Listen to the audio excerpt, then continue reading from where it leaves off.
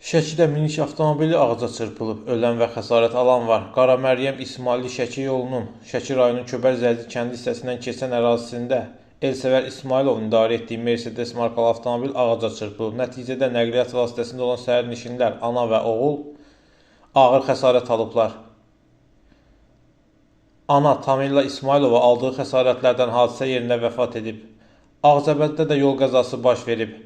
Qayğı qəsəbəsində Vaz markalı minik avtomobili Kamazla toqquşub. Nəticədə sürücü Bəkir Quliyev hadisə yerində ölüb. Avtomobildə olan sərnişinlər Habil Həsənov, Polad Həsənov, Murad Həsənov və Razi Həsənov xəsarət alaraq xəstəxanaya çatdırılıb. Faktla bağlı araşdırma aparılır.